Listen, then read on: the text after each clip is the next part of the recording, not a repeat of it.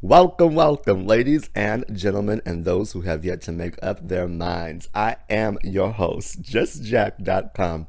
That's www.justjack.co. That's two S's because one just ain't enough.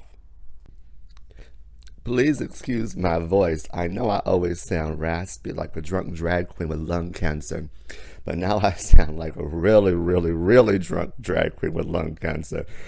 We've been a little under the weather, so my voice is going kaputs.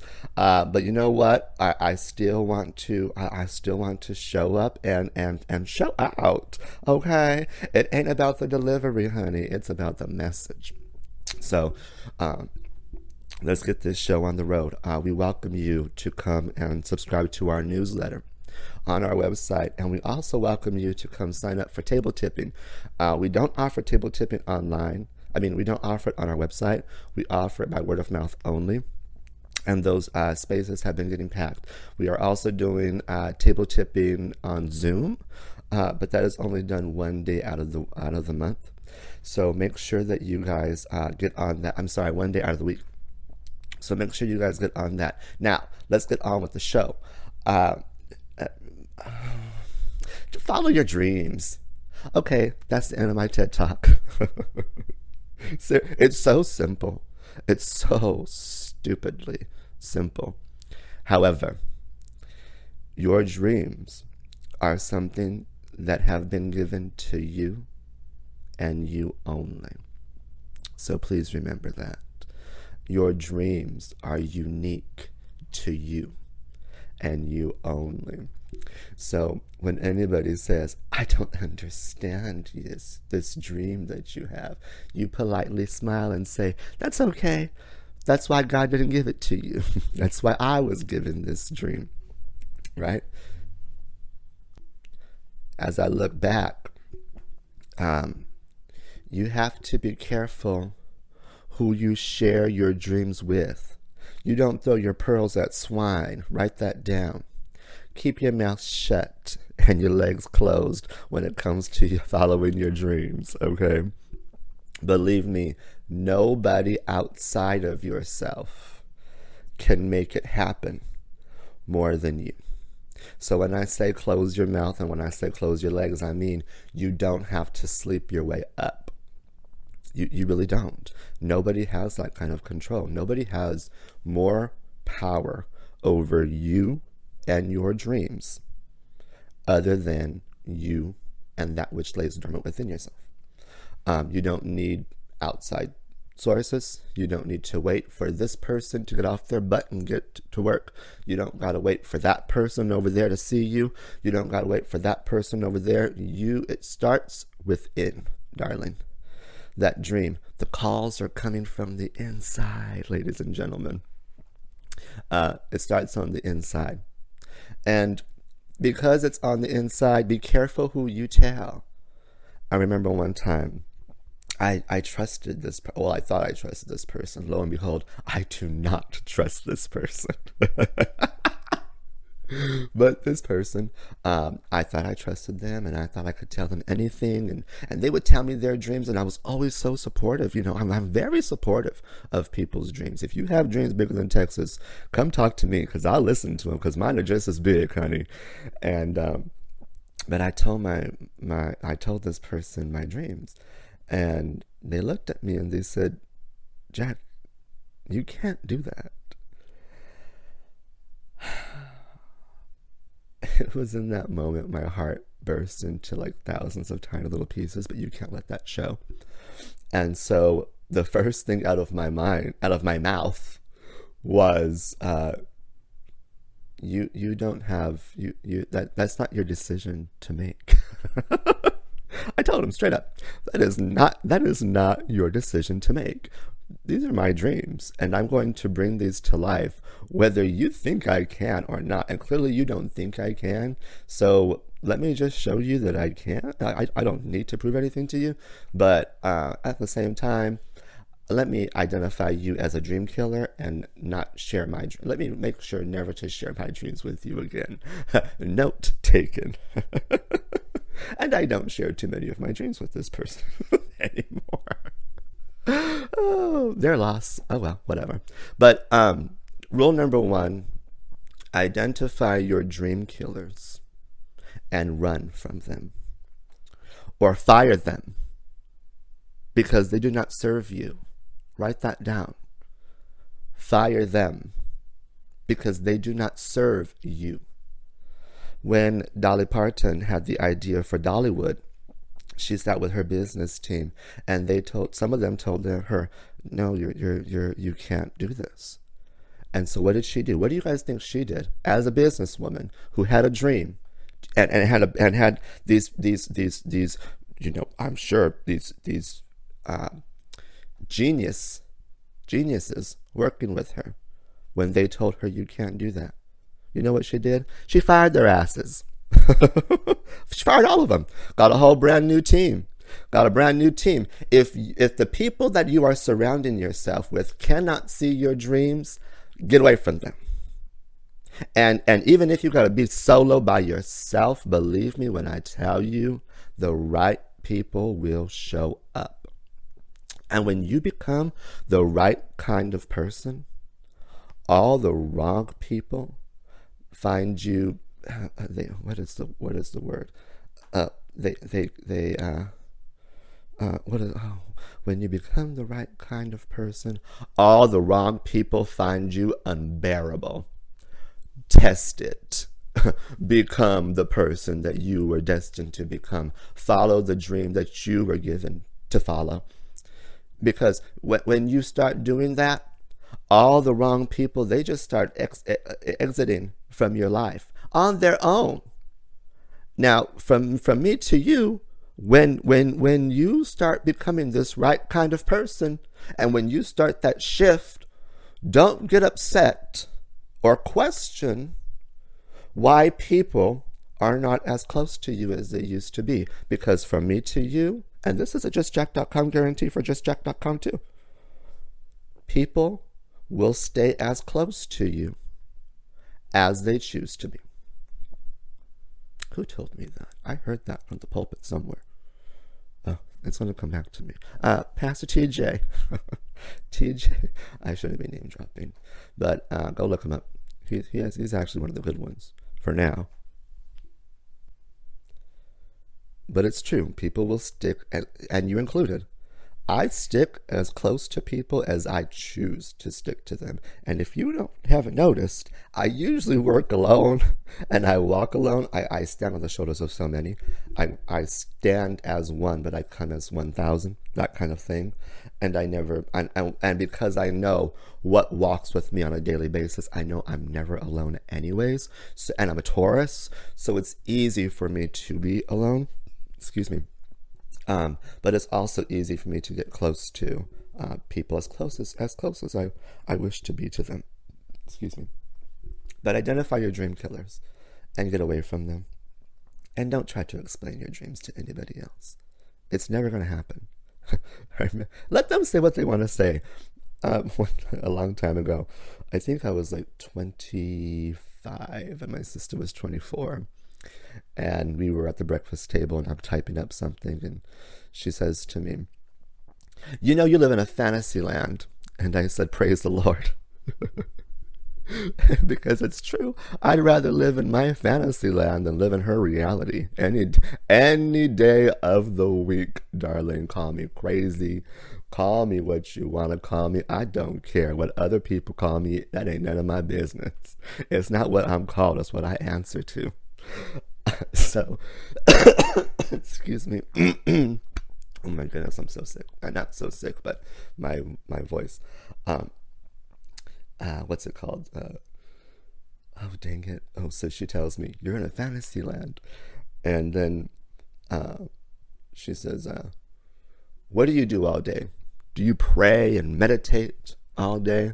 And it was in that very moment where I thought, wow, what a dream. Wouldn't that be bliss? And then she says to me, "Why don't you get a real job?" And I tell her, "Because a real job won't allow me to pray and meditate all day." And I laugh. Fast forward. all these years later, doing my own work, do my own thing. Well, guess what? I got a real job. And what's so it's the irony of me, Jack, having a real job, right?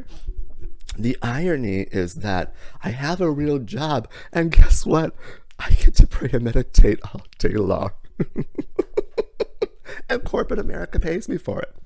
Because, after all these years of practicing your prayers and meditations, you learn to stay in that constant prayer. You learn to stay, what did the man with the olive skin called it? Pray without ceasing. That's bliss right there. That was my dream. By golly, I got it. I mean, I'm in constant, I'm always in prayer. If you look at me, my mouth is always moving because something's going on upstairs. I'm either talking up to the man upstairs, to the voices inside my head, or I'm talking into something, into this microphone right now, or a microphone on my phone, or I'm speaking good fortune into my fellow human being, my brethren, right? My sisters, my brothers. And it's so wonderful because meditation, it's literally just being, right? You're just being. I'm just being myself, and the real job pays me for it. Now that is bliss. It's gotten to the point where I can literally take one. I can be in a loud room, a quiet room. It doesn't matter. I can be around tons of people. I can be alone. It doesn't matter. I literally get still, and I go within. I take a deep breath in. Ooh, my goodness. I can't take a deep breath right now because that is not... Did you guys hear me wheeze? I hope the microphone picked that up. That's funny. But anyways, I take my deep breath inside, and I'm able to say things like, show me what's next. What is the prayer that we say in the Course of Miracles, right? Where would you have me go? What would you have me do? What would you have me say and to whom? Where would you have me go? What's next on the agenda? And then things come up, and it's almost like, well, there's this over here you can do, and there's that over there you can do, there's that person over there you can help, and there's that person over there who's going to need a little bit more extra loving, Jack. And it's kind of like I go inside and I get a buffet to choose from what I want to focus on and give my attention to, and which dream is tapping me on the shoulder at that moment and saying to me, can you bring me to life? And it's all part of my work. I have, it's crazy because yes, I have a real job, as they say. But my real job, what so many people don't see, is that my real job is service. I just show up in service, and people just pay me for that, to show up and serve. And so with the real job in corporate America, I show up in service, and I'm able to go and just be myself. One time, I went into my quiet space actually, and I was shown that there was going to be an older African woman coming, who was going to need me to be patient, but just be myself. And I said, okay, I can go do that. That was my assignment. And so then, sure enough, next day, here she comes. But she did not come by herself. She came with a big family. Oh, a lot of them. Their house had flooded. And so they had to stay at the hotel that I worked at my real job, the hotel that I work at. And so then she came with the big family, and they were going to stay there for 8 weeks.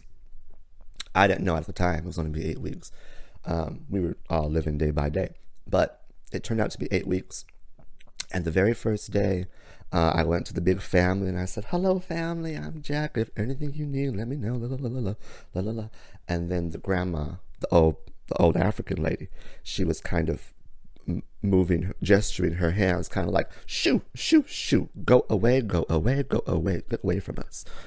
Kind of go away. Oh, she had looked a distasteful look for me on her face. You would have thought that, oh my goodness, the way this woman looked at me. I didn't care. I just kept going. So then the granddaughter tells me, well, actually, I smiled at the woman because I knew, you're my assignment. They already told me. They told me last night when I was in my quiet space about you. I saw you in my vision, lady. We're going to see how this hand turns out. And it just becomes a game. It becomes fun. Play with your dreams. Write that down. The universe loves when you play with it. Now remember, the universe is the very mind of God. So when you're attached and connected to the very mind of God, life becomes like a playground. It's just one big jungle gym, and you're just playing with everybody and everything, not taking anything up your butt. Because if I wasn't in tune with what's really going on when it comes to me and my dreams, maybe if this old African lady was mean to me and shooed me away, I'd probably be thinking, my egotistical self, right? The character that I created would probably, in this third dimension, would probably be saying, who does that old African lady think she is? But I didn't. Instead, I'm in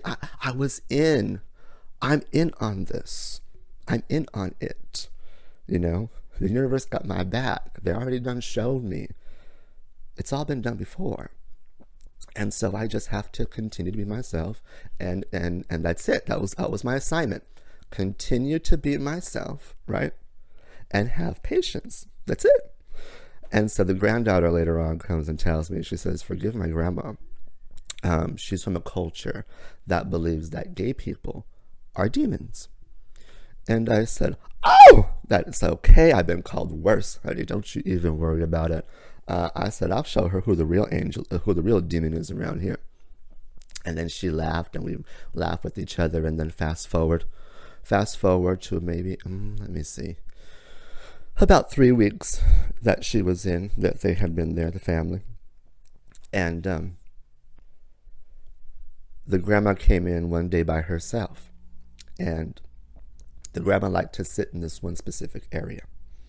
So I saw the grandma come in, and she was walking towards that area, and I got there real quick, and I just wiped off the table real quick and set it all up nice and neat, and I kind of gestured like, here's your table, my queen. This is all for you.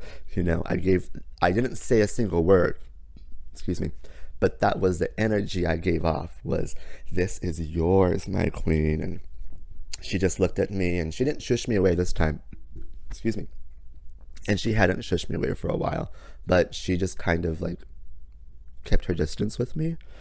And she kind of like nodded her head like, thank you, but this is unnecessary. Kind of that, very much that. And it just so happened that day, she was eating her food, and I was down. I was at 2 tables down, wiping the tables. And this man came, and he had a lot to say to me. He was very angry. He was very upset. The ketchup had squirted all over his shirt, and I don't know what the hell he wanted me to do about it. But he just let me have it. He was just yelling at me up one side and down the other, and I apologized to him, and I just let him. I really just let him yell at me, because it was in one ear and out the other with me. I didn't give a damn. You guys know how I am. Once people raise their tone, I'm kind of, I zone them out. It's worked for me all these years. So then the woman, the old lady, she gets up, and she comes between me and the man, and she starts shooing him away, like, shoo away, go away. She's doing that to him, and she's pushing him out of the way, and he's looking at her, and I don't know what she's saying in her language. He don't know what she's saying in her language, but we don't. Love is a verb, and sometimes it is in our best interest to come from a place of love.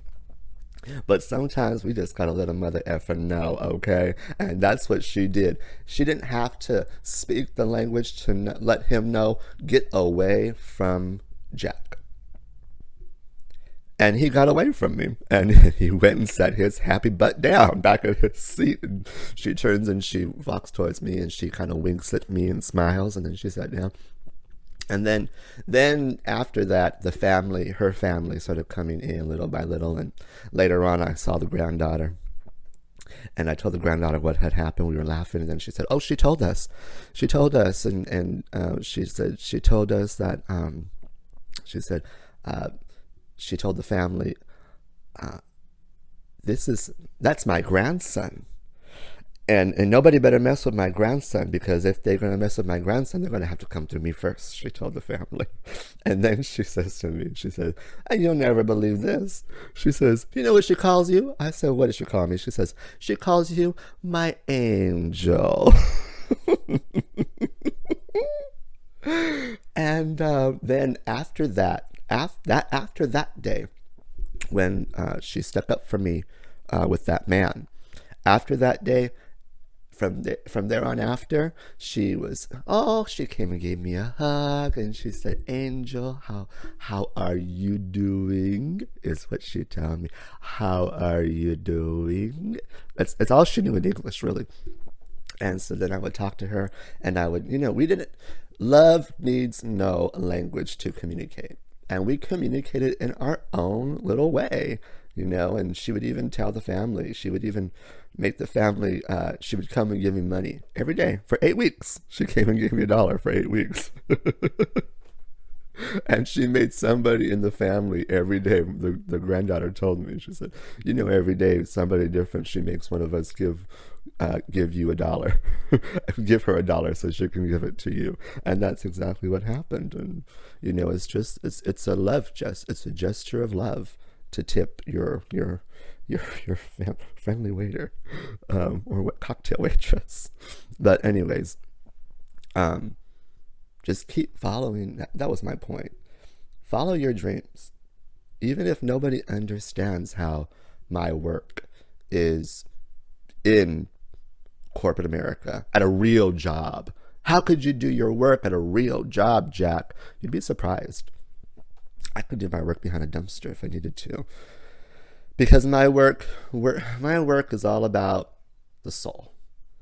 And the soul's expansion. And whatever that consists of to help with the soul's expansion, that's where my work is. That's where I'm called. I'm called for the expansion of the soul and the expansion of the mind, and maybe, just maybe, to be myself. That's what my work consists of. Me being myself patiently, because who knows, just by me being myself, someone, an old African woman with old belief systems, might have a change in heart, and she might be able to expand her mind and have a heart that is attached to nothing and a mind that is open to everything, and see beyond the nail varnish, and see beyond the gay, and see beyond the eyebrows, and see beyond this character of just Jack that I have created, and see into my soul. And because she is able to see into my soul,